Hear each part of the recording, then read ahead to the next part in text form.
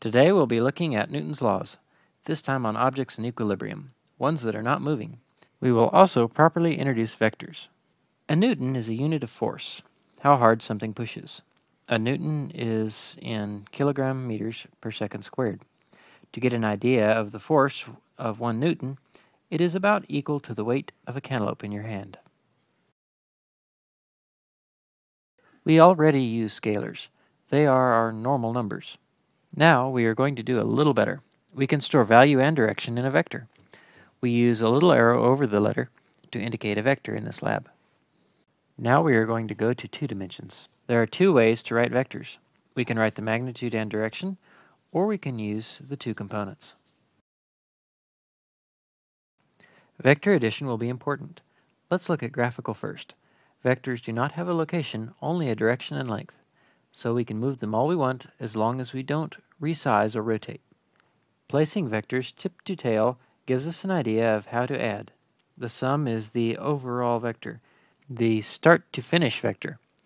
Like normal scalar addition, order does not matter. Do this on graph paper with ruler and protractor, and be careful, and you can measure the result.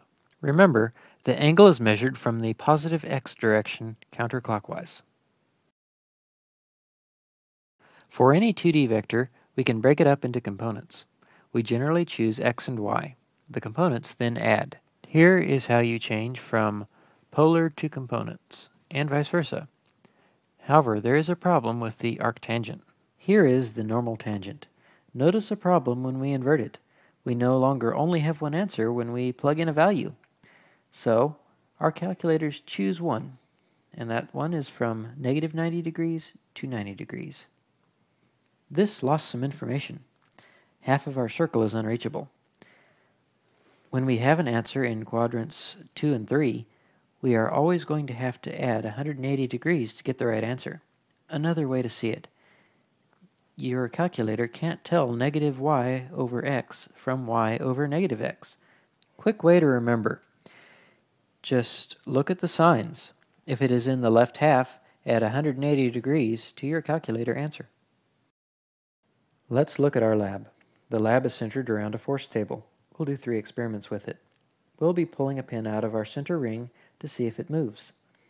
Minor taps on the ring will help see if it is centered. No preference for direction means the system is in equilibrium. We'll use mass hangers as well. They weigh about 50 grams each. Don't forget this when calculating the total mass.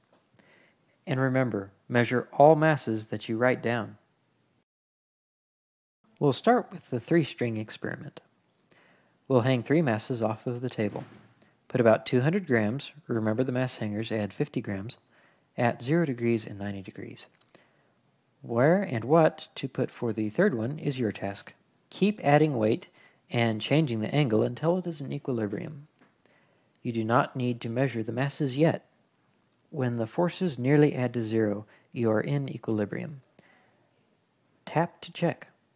Make sure you measure the masses before recording the values. Now the 4-string experiment. Rinse and repeat. 4 masses, 2 are set, 2 are unknown. Now the final experiment. This one is a little different. We'll set the pulleys to 0 and 180 degrees and put matching masses on either side.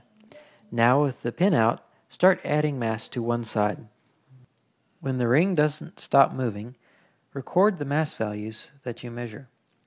Why do we tap the ring? You will turn in 2 free body diagrams, 2 graphical addition pages, and the lab printout.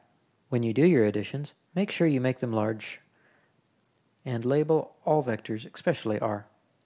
Also, be sure to enter your values into the workbook on the lab to check your values. You should be under 10%. Don't try too hard to get it smaller than 10%. This is what you measure and is the resultant, your R vector. Print this when you are done. Thank you for watching.